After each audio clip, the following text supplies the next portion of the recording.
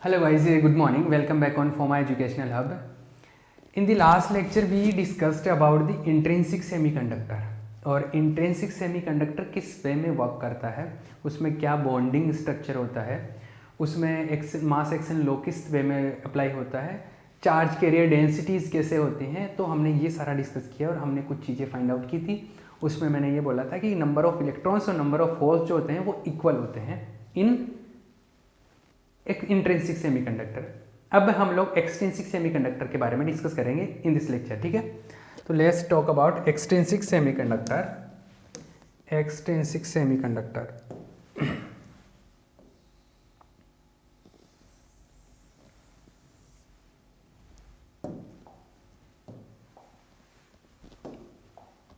Extrinsic semiconductor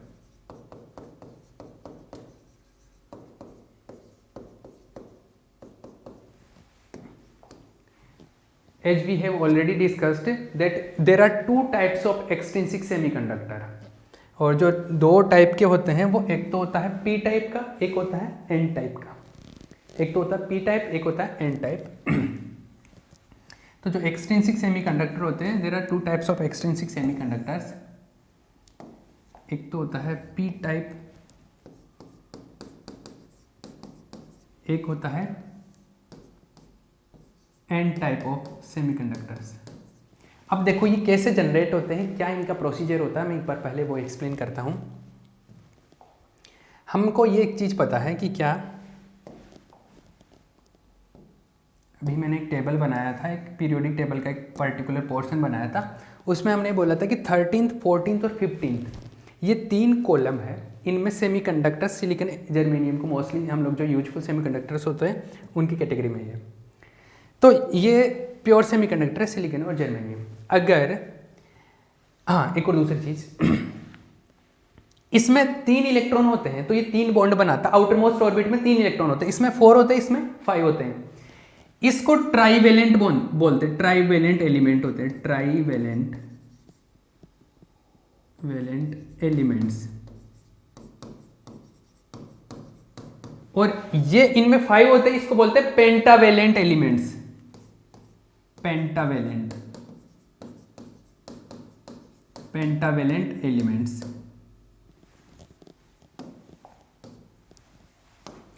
these are pentavalent elements. अब देखो, अगर हमारे को जो एक्सट्रिंसिक सेमीकंडक्टर होता है तो उसके बारे में मैंने पहले से ऑलरेडी बोल रखा कि ये होते हैं इम्प्योर। इम्प्योर का मतलब होता है इसमें होता है एक एलिमेंट में दूसरे टाइप के एटम्स, दूसरे एलिमेंट्स मिक्स कर देते हैं और इस मिक्सिंग को बोलते हैं डोपिंग। क्या बोलते हैं? डोपिंग। तो ये है डोपिंग। तो इसमें क्या करते हैं, 14th नंबर का जो कॉलम है इसमें अगर मैं 13th नंबर के अगर कोई एलिमेंट मिक्स कर देता हूं, मतलब 13th नंबर 14th नंबर में 13th नंबर मिक्स कर देता हूं, ऐसा अगर होता है तो मतलब ट्राईवेलेंट एलिमेंट मिक्स कर रहा हूं, इसको इंप्योरिटी भी बोलते हैं। तो अगर ट्राईवेलेंट इंप्योरिटी मिक्स कर रहा हूं तो ये जो बनेगा वो किस टाइप का सेमीकंडक्टर, अभी इंप्योर हो गया ना। सपोज सिलिकॉन के साथ में मैं एल्यूमिनियम मिक्स कर दिया, तो सिलिकॉन के साथ में ट्राईवेलेंट एलिमेंट मिक्स किया, तो अभी जो बनेगा ट्राईवेलेंट मिक्स करने पर इसको बोलते हैं P type of semiconductor. This is called P type.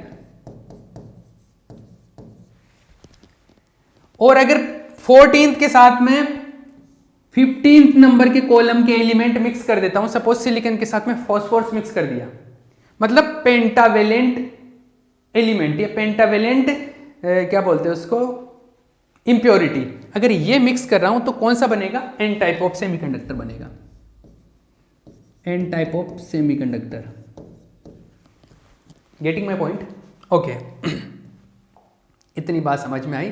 तो अगर पी टाइप का बनाना है तो क्या करना है, 13th प्लस 14th, या मैं इसको ऐसे बोल लूँ, एक सेकेंड, 14th के साथ में 14th कॉलम के जो एलिमेंट है उसके साथ में मैं 13th कॉलम का जो एलिमेंट है वो मिक्स कर रहा हूँ, ठीक है, इसमें। और इसमें कौन मिक्स कर रहा हूँ मैं? इसमें हो रहा है 14th के साथ में 15th कॉलम का एलिमेंट, ठीक है। तब अपने को एन टाइप का सेमीकंडक्टर मिलेगा। मतलब इसमें जो इम्प्योरिटी है, इम्प्योरिटी मतलब जो मिक्स कर रहे हैं, 14th में मिक्स कर रहे हैं हम लोग, 14th कॉलम के जो एलिमेंट्स हैं उनमें मिक्स कर रहे हैं, या तो ये या ये, और जो मिक्स कर रहे हैं उसको बोलते हैं इम्प्योरिटी। इम्प्योरिटी मिक्स करें तो 13th कॉलम की जो इम्प्योरिटी होती है उसको ट्राइवेलेंट इम्प्योरिटी बोलते हैं। क्या बोलते हैं? ट्राइवेलेंट। तो ट्राइवेलेंट इम्प्योरिटी मिक्स कर रहे हैं, और इसमें पेंटावेलेंट इम्प्योरिटी, पेंटावेलेंट।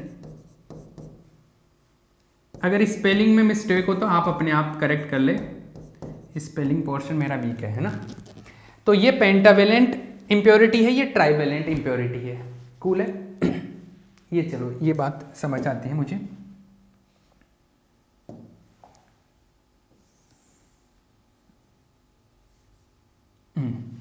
एक तो ट्राइवेलेंट हो गया, एक पेंटावेलेंट इम्प्योरिटी हो गई, इतनी चीज क्लियर है।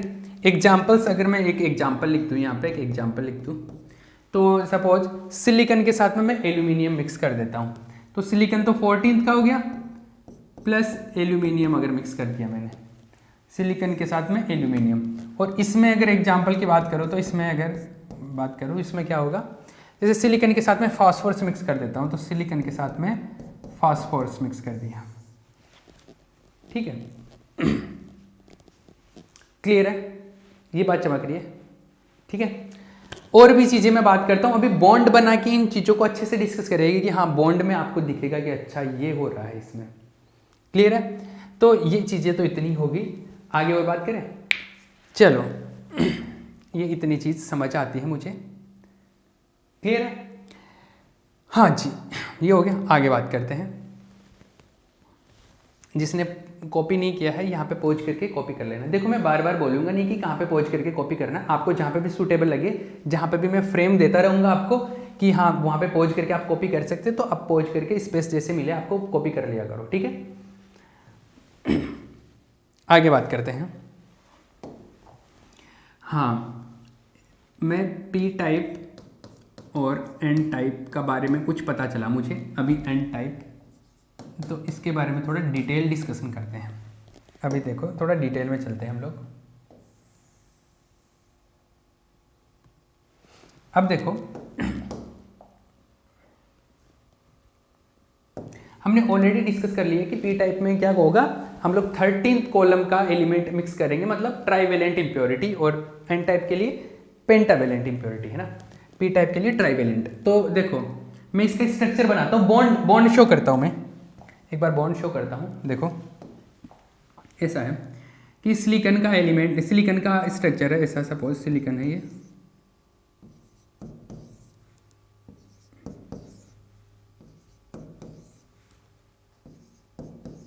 ऐसा है, ज़्यादा एटम नहीं बना रहा, कुछ ही एटम बना लेता हूँ। तो ऐसे ऐसे कनेक्टेड होते हैं, ऐसे बताया था अपने, यहाँ पे एक इलेक्ट्रॉन इस बॉन्ड का, एक इलेक्ट्रॉन इस बॉन्ड से, एक इलेक्ट्रॉन इस बॉन्ड से, ऐसे बॉन्ड के इलेक्ट्रॉन्स होते हैं। ठीक है, अब हम लोग क्या कर रहे हैं, कुछ एलिमेंट, कुछ एटम्स और बना देता हूँ मैं यहाँ पे।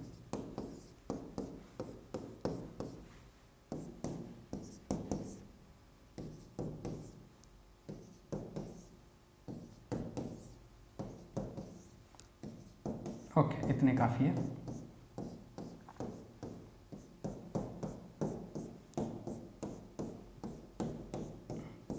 ये स्ट्रक्चर बनाना मैंने पहले बता दिया था ना। अभी ये प्योर है, सारे सिलिकॉन के एटम है, दिस इज प्योर सेमीकंडक्टर, मतलब इंट्रिंसिक सेमीकंडक्टर है। अब सपोज मैं एक सिलिकॉन को हटा के उसकी जगह कोई दूसरा एलिमेंट रख देता हूँ, मतलब मैं ट्राइवेलेंट एलिमेंट पुट कर देता हूँ इसमें, मतलब मैं सपोज इसमें कौन सा एल्यूमिनियम रख देता हूँ, इसको एल्यूमिनियम से रिप्लेस कर दिया मैंने, ये लो एल्यूमिनियम आ गया। इसको थोड़े डिफरेंट कलर में लिख देता हूँ ताकि आपको पता रहे।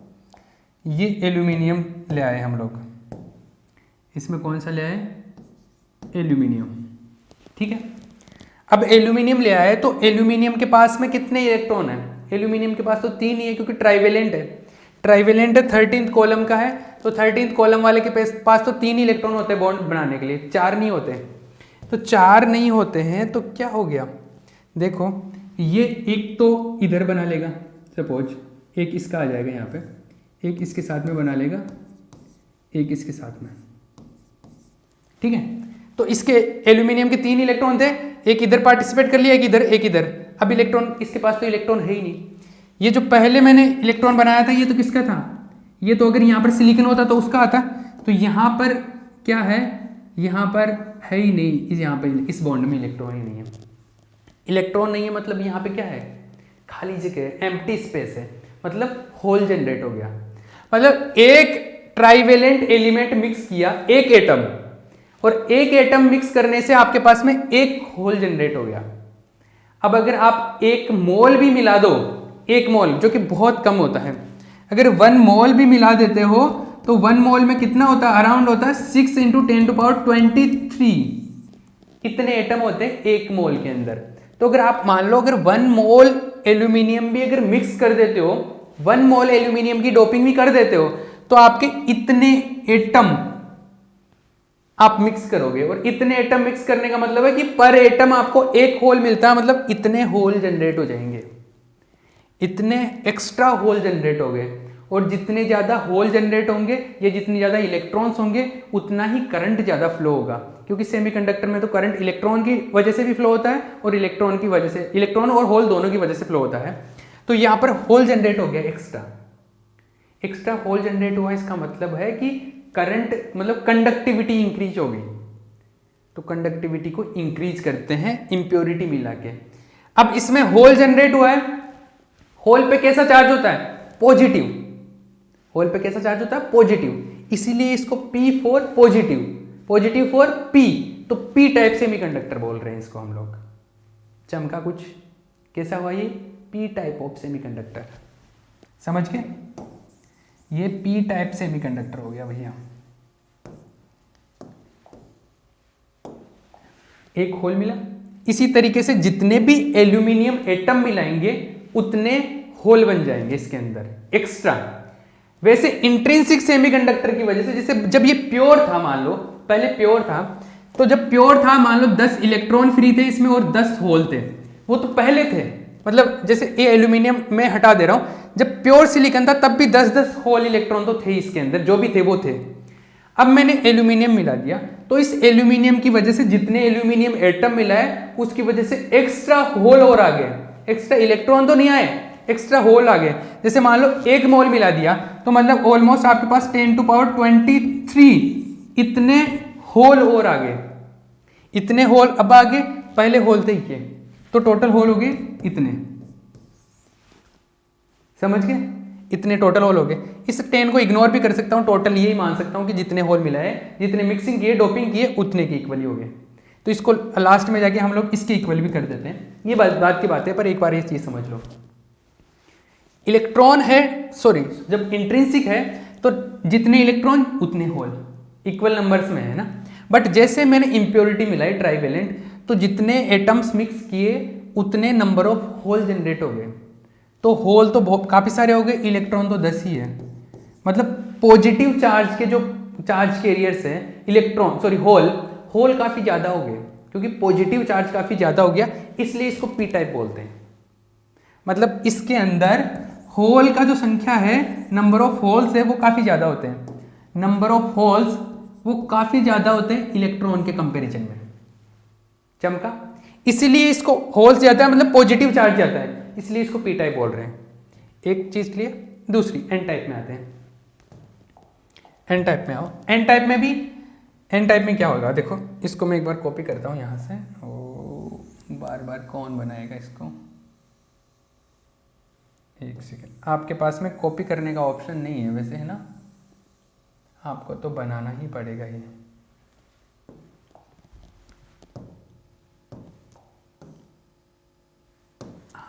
देखो अब इसमें देखना, इसमें मैं कुछ चीज़ें एल्यूमिनियम वाले पार्ट को हटा रहा हूँ मैं।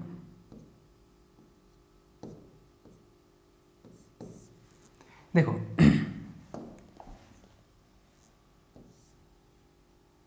पहले सिलिकॉन था यहाँ पे, पहले सिलिकॉन था यहाँ पे, अब सिलिकॉन को हटा के एन टाइप का सेमीकंडक्टर बनाना मेरे को। तो एन टाइप के लिए मैं पेंटावेलेंट इंप्योरिटी मिक्स करूंगा। पेंटावेलेंट मतलब 15th कॉलम की, और 15th कॉलम का जो एलिमेंट होगा, 15th कॉलम का एलिमेंट, उसमें टोटल नंबर ऑफ इलेक्ट्रॉन्स कितने होंगे आउटर मोस्ट ऑर्बिट में? 5 होंगे। इसका मतलब है कि इसमें बॉन्ड बनाने के लिए इसके पास में 5 इलेक्ट्रॉन है। How many electrons? 5 इलेक्ट्रॉन्स। तो सपोज मैं इस सिलिकॉन को रिमूव करके इसकी जगह पे रिप्लेस कर रहा हूं पेंटावेलेंट एलिमेंट, पेंटावेलेंट इंप्योरिटी, और पेंटावेलेंट इंप्योरिटी है सपोज फॉस्फोर से ले लिया मैंने, तो ये फॉस्फोर से ले लिया मैंने, इसको भी रेड कलर में बना देता हूं, ये पेंटावेलेंट। अब इसके पास तो 5 इलेक्ट्रॉन है, एक इलेक्ट्रॉन तो इसने यहां पे पार्टिसिपेट करवा दिया, एक इसमें, एक इसके साथ में, एक इसके साथ में, ठीक है। ये बाकी तो इसके हैं, इस फास्फोर इसके सिलिकॉन के हैं, ये इस सिलिकॉन का आगे, ये येलो वाले इस सिलिकॉन्स के, बाकी ये फास्फोरस के 4 इलेक्ट्रॉन तो आगे। वो 5वां इलेक्ट्रॉन क्या करेगा? वो जो 5th इलेक्ट्रॉन है वो फ्री हो जाएगा, वो फ्री हो जाएगा, 5th इलेक्ट्रॉन जो है वो फ्री हो जाएगा, क्योंकि वो बॉन्ड तो बनाएगा नहीं, वो बॉन्ड नहीं बनाएगा, फ्री हो जाएगा। अब वो जो फ्री इलेक्ट्रॉन है, तो जितने फ्री इलेक्ट्रॉन होंगे उतना ही कंडक्शन ज्यादा होगा, तो यहां पर नंबर ऑफ फ्री इलेक्ट्रॉन्स ज्यादा हो जाएंगे। अगर मान लो मैंने 1 मोल फॉस्फोरस भी मिला दिया, तो 1 मोल का मतलब है 10 टू पावर 23 एटम्स मिला दिए, इतने एटम्स डोपिंग किए। इसका मतलब है कि एक एटम से एक इलेक्ट्रॉन जनरेट हो रहा है, तो टोटल नंबर ऑफ इलेक्ट्रॉन कितने जनरेट हो जाएंगे? 10 टू पावर 23। इतने एक्स्ट्रा इलेक्ट्रॉन्स आ जाएंगे ड्यू टू डोपिंग की वजह से, है ना। पहले इंट्रिंसिक था तो मान लो 10 थे, अब एक्स्ट्रा इतने इलेक्ट्रॉन और आ गए। पहले इलेक्ट्रॉन थे ये इतने और होल थे इतने, अब इलेक्ट्रॉन इतने और हो गए, तो ये electron plus 10 electron, total electron तो ये है, और टोटल होल कितने हैं? 10 है। तो ये तो इसके कंपैरिजन में काफी ज्यादा हो गए, मतलब इलेक्ट्रॉन काफी ज्यादा होते हैं। इलेक्ट्रॉन मतलब नेगेटिव चार्ज, नेगेटिव चार्ज ज्यादा होता है, तो इसको क्या बोलते हैं? नेगेटिव इंप्योरिटी भी बोलते हैं। क्या बोलते हैं? नेगेटिव। इसलिए इसको एन टाइप सेमीकंडक्टर बोलते हैं, एन मतलब नेगेटिव। तो इसके अंदर क्या होता है? एन जो होता है कंपेरेटिवली पी के कंपैरिजन में काफी ज्यादा होता है नंबर ऑफ इलेक्ट्रॉन्स। ये बात समझ में आई? अरे क्लियर है ना, चमक रही है ये बात। चलो ये चीज समझ आती है मुझे। तो एक तो पी टाइप हो गया, एक एन टाइप हो गया। अब दूसरी चीज और बातें करते हैं इसी के अंदर। बट टाइम का आइडिया ले लूँ मैं, वी हैव इनफ टाइम। देखो और चीज़ें बात करते हैं, और चीज़ों के बारे में। ये जो है, ये इसमें पी टाइप सेमीकंडक्टर है, इसमें मैंने मिलाया ट्राइवेलेंट एलिमेंट। अब ट्राइवेलेंट एलिमेंट मिलाया तो ये देखो इसमें होल जनरेट हुआ। अब मतलब इसके पास में एक इलेक्ट्रॉन की क्या है? डेफिशिएंसी है, मतलब कमी है एक इलेक्ट्रॉन की, इसको रिक्वायरमेंट है। अब रिक्वायरमेंट है तो जैसे ये इलेक्ट्रॉन लेगा, एल्यूमिनियम एक इलेक्ट्रॉन लेगा, सपोज ये एक इलेक्ट्रॉन ले लेता है, यहाँ पे एक इलेक्ट्रॉन आ जाएगा यहाँ पे। अगर ये एक इलेक्ट्रॉन लेता है तो एल्यूमिनियम कैसा होगा? नेगेटिव आयन बनाएगा। एल्यूमिनियम कैसा आयन बनाएगा? Negative ion. मतलब एक्सेप्ट करता है, ये इलेक्ट्रॉन को एक्सेप्ट कर रहा है, ले रहा है ना, एक्सेप्ट कर रहा है, तो ये एल्यूमिनियम कैसा बनाएगा? नेगेटिव आयन, नेगेटिव आयन बनाएगा एल्यूमिनियम। तो इलेक्ट्रॉन को एक्सेप्ट कर रहा है तो इसको एक्सेप्टर आयंस भी बोलते हैं। क्या बोलते हैं? Acceptor ions. तो जितने भी डोपिंग, मान लो मैंने 1 मोल एल्यूमिनियम मिलाया, 1 मोल एल्यूमिनियम, 1 मोल एल्यूमिनियम मिलाया, मतलब मैंने 1 मोल एक्सेप्टर आयन मिलाए, 1 मोल एक्सेप्टर आयन मिलाए। तो एक्सेप्टर आयंस की जो डेंसिटी है, मतलब पर यूनिट वॉल्यूम में एक्सेप्टर आयन कितने मिक्स किए, उसको एल्यूमिनियम के नंबर जो एल्यूमिनियम जितना मिक्स किया उतना ही होगा। एक बार दोबारा रिपीट कर रहा हूं मैं, क्या बोला मैंने? मैंने एल्यूमिनियम मिक्स किया, तो एल्यूमिनियम के जो आयंस होंगे वो क्या करेंगे, क्योंकि इसके पास में एक इलेक्ट्रॉन का रिक्वायरमेंट है, एक इलेक्ट्रॉन की डेफिशिएंसी थी, इसमें कमी थी, तो एक इलेक्ट्रॉन का रिक्वायरमेंट, तो इलेक्ट्रॉन लेगा, ये एक्सेप्ट करेगा। तो एल्यूमिनियम के आयंस को क्या बोलेंगे? एक्सेप्टर आयंस भी बोलेंगे, एक्सेप्टर आयंस। तो ट्राइवेलेंट जो इंप्योरिटी होती है वो एक्सेप्टर आयंस भी होते हैं, तो इसकी वजह से जो आयन बनेंगे वो कैसे बनेंगे? एक्सेप्टर आयन, नेगेटिव आयन बनेंगे, है ना। चलो, और तो जितने भी एल्यूमिनियम मिला है, मतलब जितने भी डोपिंग की, वो कैसे होंगे? एक्सेप्टर आयंस होंगे। तो इसको बोलेंगे, एक इसमें एक पॉइंट आ गया अपने पास में, क्या पॉइंट आया, एन ए बोल रहा हूं, डेंसिटी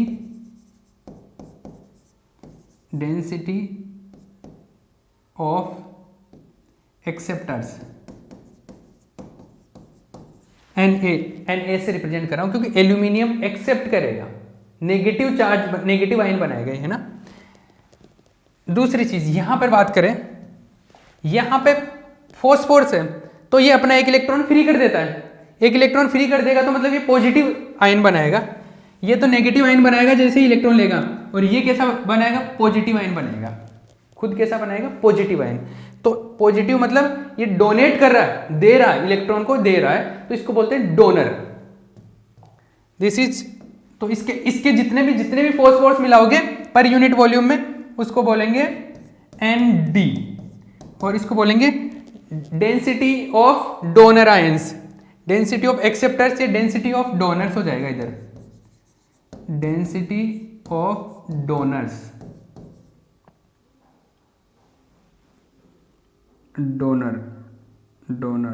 डोनर्स, स्पेलिंग ये ठीक है कि डोनर का है या ये आता है,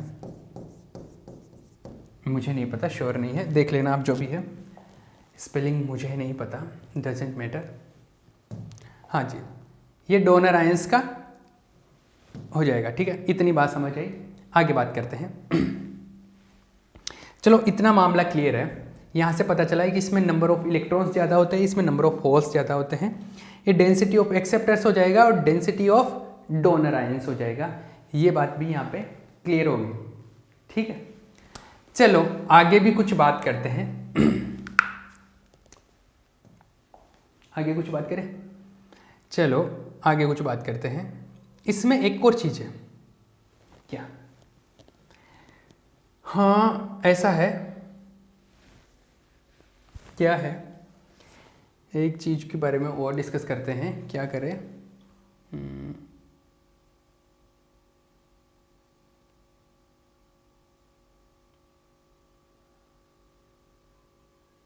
चलो उस चीज़ के बारे में बाद में बात करेंगे, अभी कुछ और बात कर लेता हूँ जो मैं बात करना चाह रहा हूँ। इतनी चीज़ क्लियर हो गई है ना।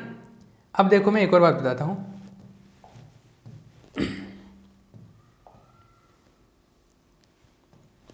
ऐसा है कि जो हमने मास एक्शन लॉ पढ़ा है ना, वो मास एक्शन लॉ यहाँ पर भी एप्लीकेबल है, मतलब ओनली इंट्रिंसिक सेमीकंडक्टर के लिए ही एप्लीकेबल नहीं है, वो एक्सट्रिंसिक सेमीकंडक्टर के लिए भी एप्लीकेबल है, दोनों के लिए एप्लीकेबल है।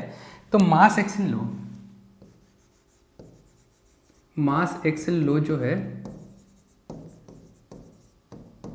वो यहां पर भी एप्लीकेबल है, वो N.P = NI², ये जो है यहां पर भी एप्लीकेबल है, is also applicable, also valid for extrinsic semiconductor,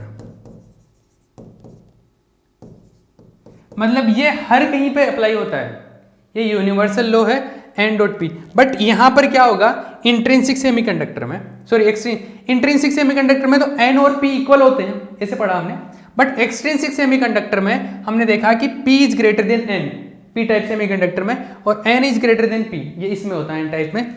तो यहां पर N और P इक्वल नहीं होते हैं, N and P are not equal in extrinsic semiconductor, but ये जो लॉ है वो अप्लाई होता है, ये हर जगह पे अप्लाई होगा, ठीक है।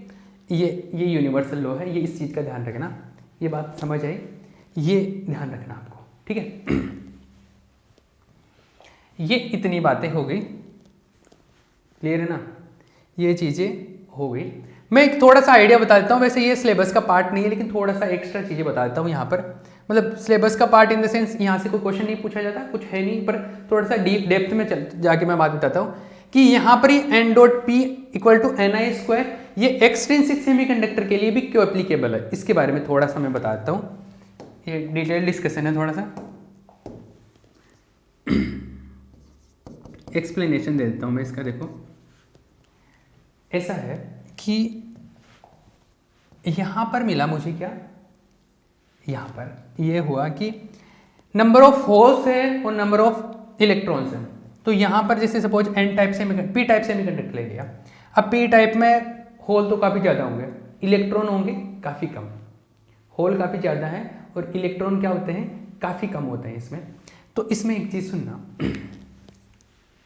इसके अंदर P टाइप में या ले लो N टाइप में होल है काफ़ी ज़्यादा, इलेक्ट्रॉन है कम, लेकिन टोटल मिला के बात करूँ तो यहाँ पर होल ज़्यादा हो गए।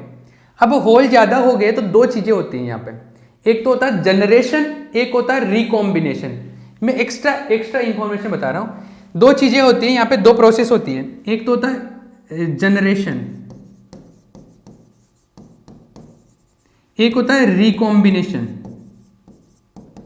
एक तो होता है जनरेशन, एक होता है रिकॉम्बिनेशन। इसको तो लिखते हैं जी से, कैपिटल जी से लिख रहा हूँ, इसको आर से लिख रहा हूँ, कैपिटल आर से। जनरेशन का मतलब है, जनरेशन का क्या मतलब है, जनरेशन का मतलब है कि यहाँ पर जैसे नए होल या नए जो इलेक्ट्रॉन बन रहे हैं, मतलब नए चार्ज कैरियर जो आ रहे हैं, नए चार्ज कैरियर जो आ रहे हैं, उसकी जो रेट है या पर यूनिट वॉल्यूम में वो कितने आएंगे उसकी बात कर रहा हूँ। क्योंकि यहाँ पे क्या है, देखो काफ़ी सारे होल बन गए, तो काफ़ी मिक्सिंग करने से काफ़ी सारे होल बन गए, इलेक्ट्रॉन भी फ्री घूम रहे हैं। तो वो इलेक्ट्रॉन किसी होल में चला गया, इलेक्ट्रॉन किसी होल में चला गया, उसको बोलेंगे रिकॉम्बिनेशन हो गया। मतलब खाली जगह थी, वहाँ पे इलेक्ट्रॉन जाकर फिट हो गया, तो इलेक्ट्रॉन वहाँ से फ्री इलेक्ट्रॉन भी खत्म हो गया और फ्री होल भी खत्म हो गया। अरे ये खाली जगह, ये एम्प्टी स्पेस, ये होल है, यहाँ पर अगर कोई इलेक्ट्रॉन आके फिक्स हो जाता है, इलेक्ट्रॉन आके फिक्स हो गया तो होल भी खत्म हो गया और इलेक्ट्रॉन भी खत्म हो गया, मतलब ये रिकॉम्बिनेशन हो गया। एक दूसरी चीज, अगर इलेक्ट्रॉन होल को छोड़ के जाता है तो वहां से होल भी जनरेट हो जाता है और वहां से इलेक्ट्रॉन भी जनरेट हो जाता है। तो इसको क्या बोलते हैं, इसको बोलते हैं जनरेशन। जनरेट हो रहा है ना, इलेक्ट्रॉन भी जनरेट हो रहा है और होल भी जनरेट हो रहा है। अगर इलेक्ट्रॉन होल को छोड़ के जा रहा है तो दोनों प्रोसेस कंटिन्यूसली चलती रहती है, क्योंकि ये इलेक्ट्रॉन होल इधर उधर घूमेंगे। तो इलेक्ट्रॉन अगर होल में चला गया तो वो रिकॉम्बिनेशन हो गया, और अगर वहां से छोड़ दिया तो जनरेशन हो गया। तो जनरेशन और रिकॉम्बिनेशन ये प्रोसेस कंटिन्यू चलती रहती है, कंटिन्यू चलती रहती है, और इस वे में बैलेंस करती है एक दूसरे को। इस तरीके से बैलेंस करती है कि ये n.p=ni² वाला जो फॉर्मूला है वो वैलिड रहता है। कुछ आई बात समझ में? ये जो प्रोसेस है ये वैलिड रहे, इस वे में ये प्रोसीजर चलता रहता है, ये प्रोसीजर कंटिन्यू रहता है। ये आप यहां तक एक बार छाप सकते हो इस चीज को। और ये इस वे में बैलेंस रहता है कि जनरेशन और रिकॉम्बिनेशन इक्वल रहते हैं, ताकि इसमें जितने फ्री इलेक्ट्रॉन है और जितने होल है वो मेंटेन रहे, उनका जो नंबर है वो फिक्स रहे। तो जो जनरेशन डेंसिटी है और जो होल डेंसिटी है, ये दोनों क्या होते हैं, इक्वल बने रहते हैं, ये बैलेंस में रहते हैं। कंटिन्यू जनरेशन, कंटिन्यू रिकॉम्बिनेशन, मतलब इलेक्ट्रॉन होल में चला गया तो वो रिकॉम्बिनेशन हो गया, वापस से निकला जनरेशन हो गया। ये दोनों प्रोसेस इस वे में कंटिन्यू मेंटेन रहते हैं, बैलेंस में इस तरीके से रहते हैं कि ये दोनों को ये G=R फिक्स रहे, इक्वल रहता है ये। ठीक है। दूसरी चीज एक ऐसा भी है कि ये जो G होता है इसका एक ऐसा है कि ये होता R=ni² के इक्वल होता है। इसका डेरिवेशन तो मैं नहीं करवाऊंगा कि ये कैसे होता है, बट ये G=R(ni²) होता है, क्योंकि एक्स्ट्रा इन्फॉर्मेशन है, थोड़ा बहुत सीख लो इसको ताकि थोड़ा सा माइंड में क्लियर रहे। जनरेशन जो होता है R(ni²) होता है, और जो रिकॉम्बिनेशन है, रिकॉम्बिनेशन का मतलब इस होल के अंदर इलेक्ट्रॉन का चला जाना। ये किस चीज पे डिपेंड करेगा? अगर मान लो होल काफी ज्यादा है, होल जितने ज्यादा होंगे तो यहां पर होल जितने ज्यादा होंगे इलेक्ट्रॉन के उसमें जाने की प्रोबेबिलिटी भी उतनी ज्यादा होगी। तो नंबर ऑफ होल्स के प्रोपोर्शनल होगा, मतलब होल जितने ज्यादा होंगे उतना ही रिकॉम्बिनेशन ज्यादा होगा। और अगर इलेक्ट्रॉन ज्यादा है, अगर नंबर ऑफ इलेक्ट्रॉन भी ज्यादा है तो फटाफट इसमें जाने के चांसेस हैं। तो मतलब इलेक्ट्रॉन के नंबर पे भी प्रोपोर्शनल होगा, तो रिकॉम्बिनेशन नंबर ऑफ इलेक्ट्रॉन्स पे भी डिपेंड करेगा, मतलब इन दोनों डेंसिटी के प्रोपोर्शनल होगा।